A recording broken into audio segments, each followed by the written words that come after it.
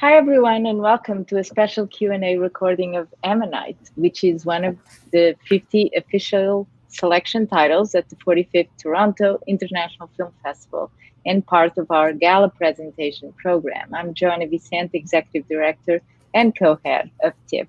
A big welcome to director Francis Lee and fabulous co-stars Kate Winslet and Saoirse Ronan, who bring to life this passionate love story between a solitary scientist and a grieving wife set in 19th century England.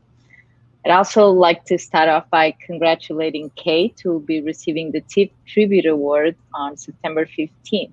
This year, our award ceremony will be televised on CTV at 8 p.m. EST and streamed on Variety's Facebook Live at 8:30 p.m. EST. While this year has been challenging for so many reasons, I'm happy that we can be together virtually today to talk about Ammonite. So let's jump in. So I'll start with Francis. I would love to hear how you came across the story and what was it about real life Mary that inspired you to write this love story. Hey, Joanna, thank you. So I first came across Mary Anning when I was looking for a gift for my ex-boyfriend, and he really loved fossils and polished stones. And I was just kind of doing an internet search, and this person's name just kept coming up, Mary Anning. And so I read about her, and I was instantly fascinated by her life and who she was. In my own work, and I obsess about class and gender and landscape. And there was this woman who was born into poverty, really, and through no formal education at all, rose to being the leading paleontologist of her generation.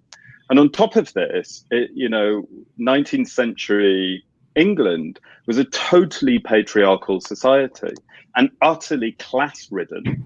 And yet here's this working class woman who actually makes the most incredible scientific discoveries. But I knew I never wanted to make a biopic. I knew I didn't want to make a documentary or a biopic. And at the same time, I discovered through research all these fantastic letters between women of the period. And these letters were kind of passionate and loving and emotional. And I wanted to look into a same-sex relationship within this patriarchal, class-ridden society. I wanted to elevate Mary and respect her. And I wanted her to have a relationship. And for this woman who had been totally looked over by men or used by men for her scientific discoveries, I didn't feel that relationship could be with a man. Because at the time, women were subjects of men. They were, in a sense, owned by men. So I wanted to give her a relationship she deserved. And that, to me, felt like it should be with a woman. And because there was nothing written about Mary and her personal life at all, there's no evidence that Mary ever had a relationship with a man. But there is evidence that she did have these deep friendships with women. So to me, it felt like a really interesting world to explore how I saw Mary, my interpretation inspired by her. So also in your previous film, God's Own Country, and now Ammonite, you focus on characters on the fringes of society who fall in love with someone outside of their social standings. So what draws you to those stories and to have like the class gap or difference there? I mean, I tell all the stories I'm interested in, I guess, are very personal to me. And as a queer working class man from the regions of the UK, I guess I'm still trying to figure these things out for myself. as well as trying to figure out relationships. And so I think that's why. And Charlotte Murchison felt like a wonderful person to have Mary have this relationship with, because they were friends. And her husband Roderick did instruct Charlotte to stay in Lyme Regis and work with Mary, so she could become a better secretary for him. And then there's evidence that Mary did go to London once, and it's supposed that she stayed with the Murchisons. And so all of those kind of things collided and then became Ammonite. Great. Kate, you give such a beautiful, quiet, powerful performance. How did you approach this character who was, so brilliant, but yet struggled with the constraints of being a woman and scientist in 19th century England? Well, I had to sort of learn how to stop moving so much, because I'm quite an animated person, and Mary, the thing I admired the most about her is she's entirely authentic to her true self. And as Francis was saying before, women of that time they really had no purpose at all. They were meant to get married to a man in order to have a life, a livelihood. Mary had absolutely nothing, and yet didn't marry a man in order to lift herself out of poverty. She continued to do the thing that she loved and she believed in. And there was something so enormously gratifying and challenging about that. And it's also not as if she was sort of rebelling against society. So often when a woman is striking out on her own in a period film, we'll often say, oh, they're rebellious, they're demonstrative, they were ahead of their time. Mary was just Mary. She was just doing what she had been taught to do by her father because she loved it, and it was the only thing she knew to do. And also it made her happy. It was something that brought her tremendous satisfaction. And I think as well, because she had been very connected to her father years and years ago before he died, I think she felt as though she was honoring his memory and the things that he had taught her. So the way I approached it really was, first of all, I learned how to fossil hunt. I spent probably about a month working with a paleontologist down in Lyme Regis where we shot, on the beaches that we shot on. And that was utterly fascinating. And I also became, I think, as obsessed with scouring the sands and stones as Mary would have been. I certainly never became as knowledgeable as her, but I tried to do my best to fill the time that I had in learning. Funnily enough, I actually had to do quite a lot of art training as well. I'm not a natural artist, but because Mary did draw, she drew all of her finds. And in the film, of course, she does draw Charlotte. So I worked with an artist, and that was quite amazing. Actually, I loved that part of it, because I learned some interesting things that I didn't think I was able to do. But really, it was more about embracing the groundedness and the stillness of Mary that I found the most challenging of all. And also just how I lived when we were making the film. I very much was separate. I deliberately kept myself separate. I lived outside of Lyme Regis where everybody else was living. And I just honestly, Saoirse would laugh at me. I would go home, I'd make soup, I'd sit, I'd write, I'd work on the scenes for the next day, I'd go to bed, I'd get up, and I'd do the same thing. And I try to sort of adopt the sort of not monotony of life, but the routine, the sort of the anchoring routine that Mary had to her day-to-day existence. I very much did try and adopt that for myself. And it helped me to stay, I think, rooted in her, definitely, but also it helped me to feel less anxious, because actually I felt quite nervous playing the part, and every day I would think, oh God, the accent, and what are people going to make of me playing this role? And I was quite panicked by it, so I had to just keep reassuring myself that the things that I had planned to do and discussed with Francis would hopefully underpin me throughout. And then of course when Saoirse and I started working together in real rehearsals, it became clear that the collaboration between the two of us was really just going to be fantastic fun and terrifically rewarding. And we had met each other before, strangely enough, not in work, and we knew a lot of the same people. So it was almost like we knew each other a bit, kind of, Saoirse, wasn't it? In a funny sort of a way. So that was actually quite natural. Building our friendship was really quite seamless, and we were lucky, actually, because I don't know that always is the case, but I think we were very lucky. Saoirse, you played geologist Charlotte Murchison, who was also a real person. It is a beautiful and very generous performance. What was your approach for this role? It progressed throughout the prep. So Frances and I started to speak like once or twice a week, I think, for the few months leading up to the actual shoot.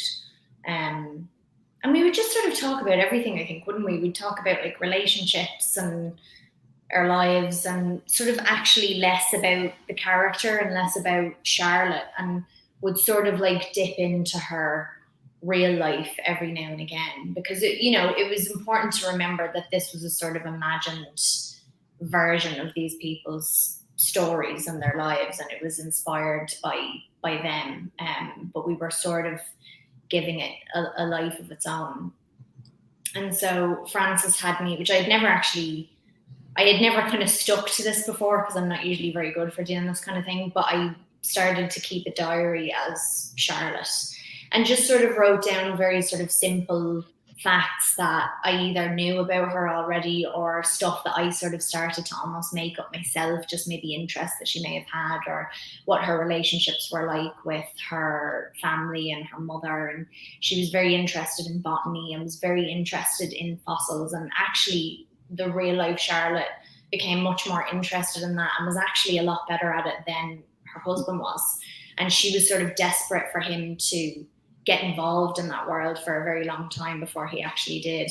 So it was really helpful to have that knowledge about her before. And I think what we sort of started to realize when we went into rehearsals and Kate and I got together and the three of us started to speak is that, my sort of role in this, more than anything, I think, was to sort of build her up and see the beauty in Mary that maybe people hadn't quite seen for a long time. She'd sort of been hidden away and had hidden herself away. And I felt like my role was to sort of, shine this light on her again.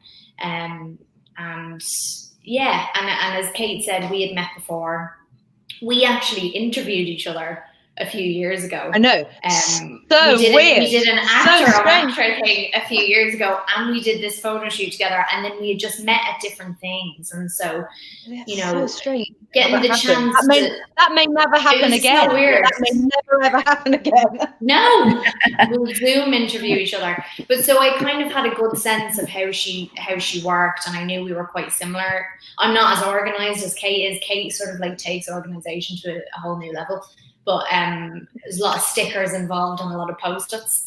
But it was I had just come off of Little Women, which was such a sort of jam-packed production with a lot of actors and a lot of like big talky scenes. And a few months later to go into this, where I knew it was just going to essentially be the two of us for most of it, I was really looking forward to sort of just like bringing it all down and to have, as you were saying, sort of bring that quiet back into a performance. So but it was definitely, you were exploring these two people, and I think by watching what Kate was doing, that really informed what I did as well. So Frances, would you like to talk a little bit about the process of working with your actors? I know that you did a long rehearsal. Yeah, thank you. I think I was really blessed with Kate and Saoirse, who really committed and jumped into working in a specific way, which is to start work quite early before the shoot, maybe 4 months before the shoot. As Saoirse was saying, we'd start talking. And we start talking about who these people are, and we would find out every single detail about them and their lives, from the moment they were born right up until the first moment you see them in the film. And also, as Kate was saying, physical work is very important to me. That the characters can really inhabit their worlds. So Kate's right; she really committed to go out on those beaches, and she fossiled. And she, like she says, she wasn't very good at, she wasn't, I think she was really good at fossiling, and all the fossiling experts said she was really good. And and Saoirse learned how to play the piano and learned my how to... needlework was incredible. Yeah. my cross stitch was above average, I would say. Yeah.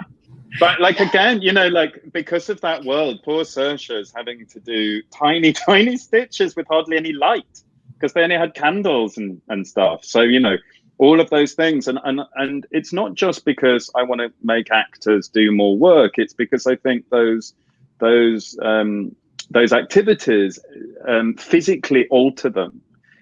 Kate being out on the beaches, it's cold, it's wet, it's, climbing up those cliffs, and we had no stunt doubles or hand doubles or anything. So they did that stuff for real, but it alters them physically, and it helps them embody the characters, not just emotionally or intellectually, but physically. And I think that really, really shows.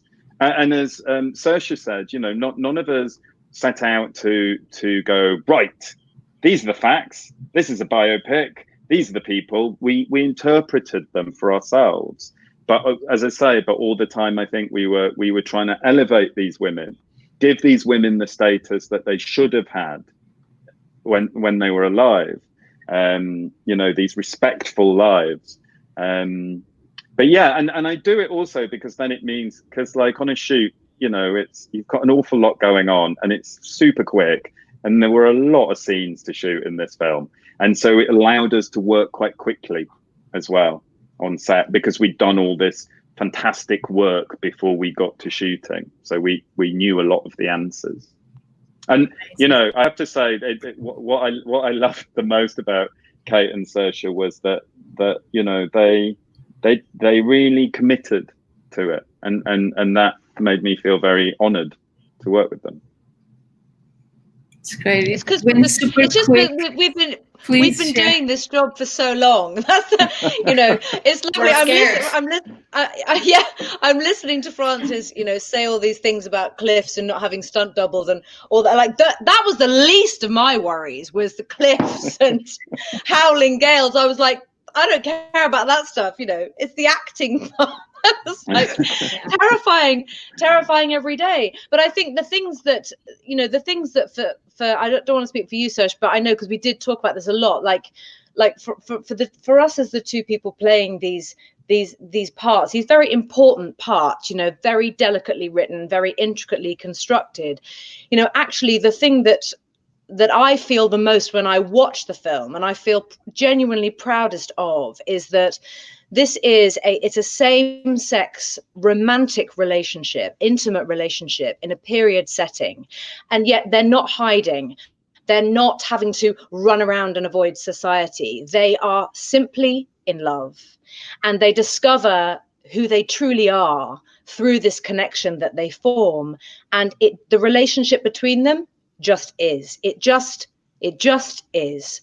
And the fact that they are the same sex just doesn't even matter. And I feel so proud of that, because it makes me feel that perhaps Saoirse and I, along with Frances, are part of the big change here. It's so important that the more of these kinds of stories we're able to tell, where these relationships are just absolutely commonplace, and that they're not hidden or talked about or salacious or titillating or pulled apart just because it's two people of the same sex. They're just two people in love, and I feel proudest of that. And Saoirse and I, we really did work on that. We worked on it just being very grounded and connected and intimate, and never overstated.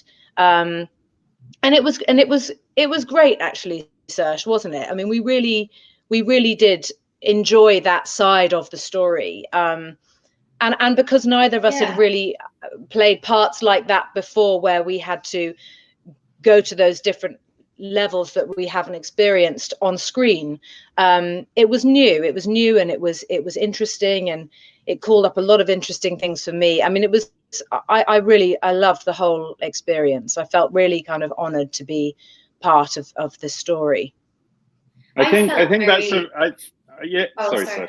I was just going to say that I actually felt very safe in that environment as well. I think something about knowing that we were going to pursue this relationship on screen, and it was myself and another female that were sharing that together, even within the sort of the sex scenes that we would have with one another, it felt incredibly comfortable to me, because I was with someone that I totally trusted. And, you know, even Stefan, our DP, he had an entirely female camera department. So it just meant that there was this, I don't know, there was this very relaxed atmosphere, whether you had done something like that before or not, in terms of like coming to this for the first time. It felt very sort of safe, which was lovely. Mm. It felt really equal. It felt equal as well, didn't it, Saoirse?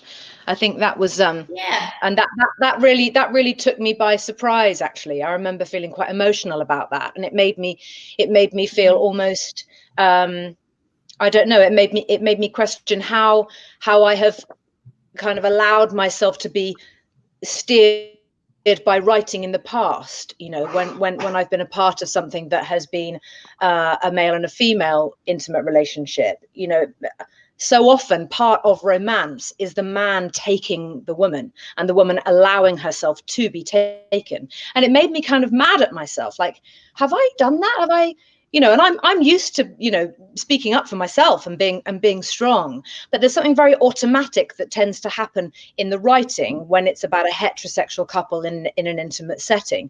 And there was something so incredibly equal about this, and it made me feel, it really did make me feel quite emotional and grounded, and as Saoirse says, you know, safe and equal. You know, we're women know what women want. You know, so there's a sort of a shorthand that we already had that was fantastic and definitely helped.